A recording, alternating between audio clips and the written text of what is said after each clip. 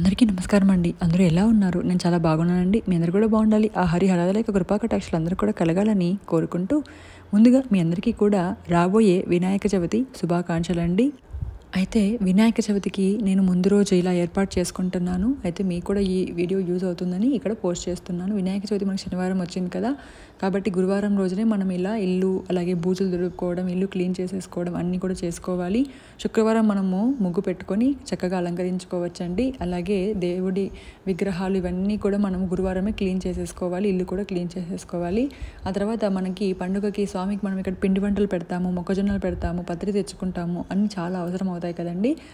అందుకే ఇక్కడ నువ్వుల లడ్డూలు చేశానండి. నువ్వుల పొడి అనేది కుడుముల్లోకి, అలాగే నువ్వుల లడ్డు అనేది స్వామి దగ్గర పెట్టడానికి. నువ్వుల లడ్డు మనము ఈసారి గణేష్ చతుర్థికి వినాయకుడి దగ్గర పెట్టినట్లయితే రాహు దోషాలు ఏవైనా కుజ దోషాలు ఉంటే మనకి పోతాయండి నువ్వులతో మనం పెట్టడం వల్ల. అలాగే తమలపాకులు, దాంతోపాటుగా మనకి చాలా రకాల పువ్వులు అవుతాయి కదా, అవసరం అవుతాయి కదండి డెకరేషన్స్కి. అలాగే మనము అలంకరణ చేయడానికి, స్వామికి మెడలో వేయడానికి, పువ్వులు పెట్టడానికి అన్ని చోట్ల. అయితే మొక్కజొన్న పొత్తులు కూడా మనం పాలవెల్లి మనకి ఆనవాయితీ ఉంటే పాలవెల్లిలో కడతాము. దాంతోపాటుగా అటు సైడ్ ఇటు సైడ్ కూడా మనం మొక్కజొన్న పొత్తులు పెడతాం కదా, దానికోసం ఇక్కడ తీసుకొని వచ్చానండి. ఇవన్నీ కూడా శుక్రవారం తెచ్చుకుంటే మనకు సరిపోతుందండి, అప్పుడు ఇబ్బంది కూడా ఉండదు. దాంతోపాటుగా 21 రకాల పత్రి అండి. ఇవన్నీ కూడా మా వీధులలో ఇటు అటు తిరిగి కొంచెం సేకరిస్తే అన్నీ కూడా దొరికాయండి. సన్నజాజులు, జిల్లేడు పువ్వులు, జిల్లేడు ఆకులు, రావి ఆకులు, మామిడి ఆకులు, గరిక, దాడిమి పత్రం అంటే దానిమ్మ పత్రము, దానిమ్మ ఆకులు అన్నీ కూడా దొరికాయండి. ఇంకా 2-3 దొరకలేదు. అవి మనం పండగ రోజులే ఆ రోజు వెళ్తే మనకి షాప్లో అన్నీ దొరుకుతాయండి. దొరికినవన్నీ ఎన్ని దొరికితే అన్నీ తెచ్చుకొని ఇంట్లో పెట్టేసుకున్నాను. ఇప్పుడు నేను మీకు జిల్లేడు పూమాల చూపిస్తానండి. జిల్లేడు పూమాల వినాయక చవితి రోజున వేస్తే చాలా మంచిది.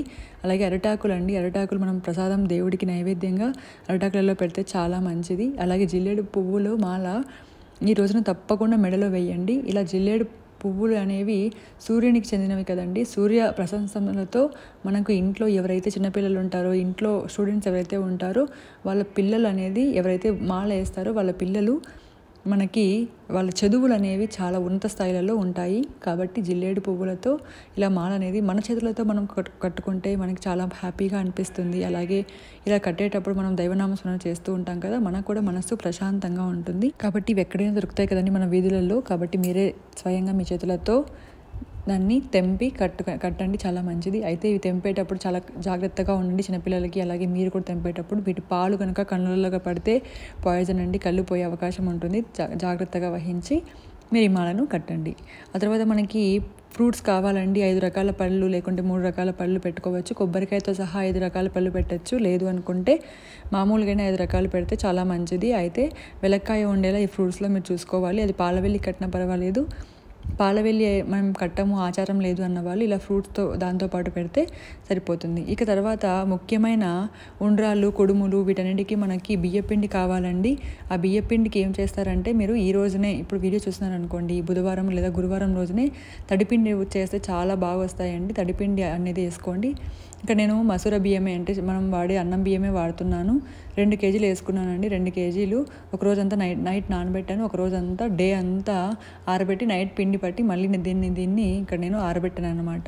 సో మీరు స్టోర్ బియ్యమైనా వేసుకోవచ్చు కావాలనుకుంటే. నేనైతే మసూర బియ్యమే వేసాను, మనం తినడానికి కదా, బాగుంటాయి టేస్ట్ కూడా అని.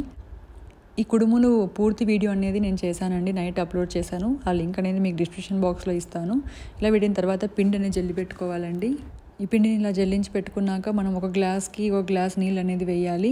మీరు ఒక గ్లాస్ పెద్ద గ్లాస్ వేసుకుంటే ఇల్లంతా కూడా అందరికి సరిపోతుందండి. ఎక్కువ కావాలి అన్న వాళ్ళు ఎక్కువ వేసుకోవచ్చు. ఇదే పిండితోనే నేను ఉండ్రాళ్ళు అలాగే కుడుములు, ఆవిరి కుడుములు కూడా చూపించేస్తాను.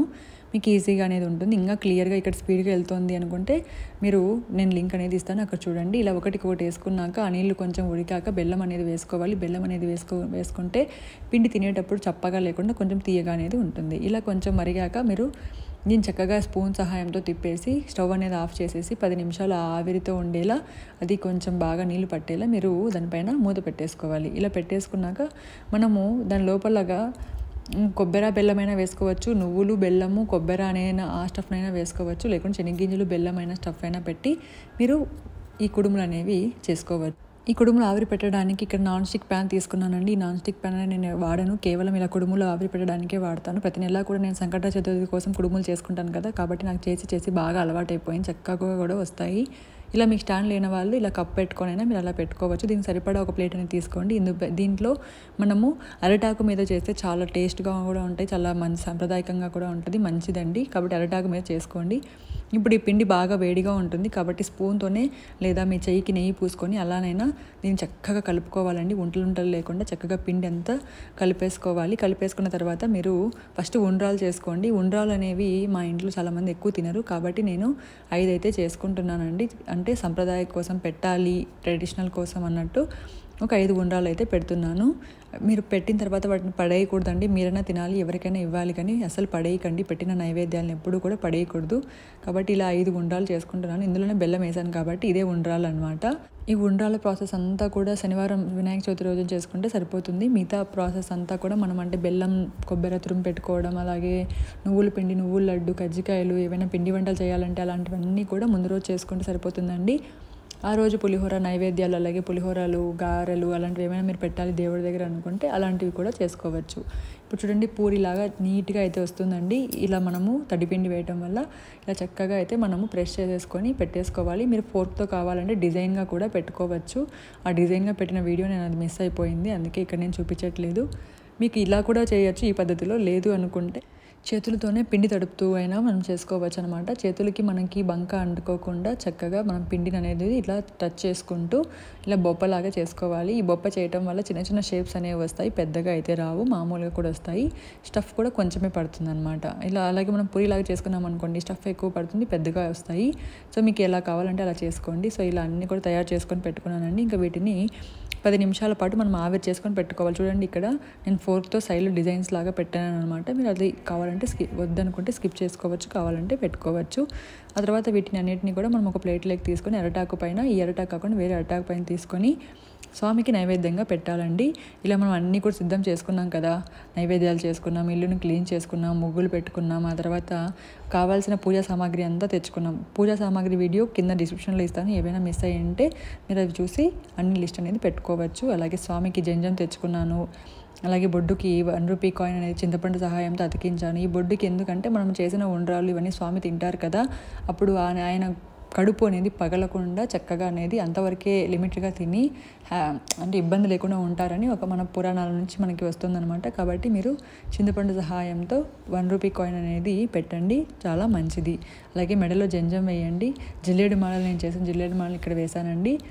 ఆ తర్వాత పాలవెల్లి అనేది కట్టుకున్నాము. మీకు పాలవెల్లి లేదు అనుకుంటే మామూలుగా అయినా మీరు పూజ చేసుకోవచ్చు.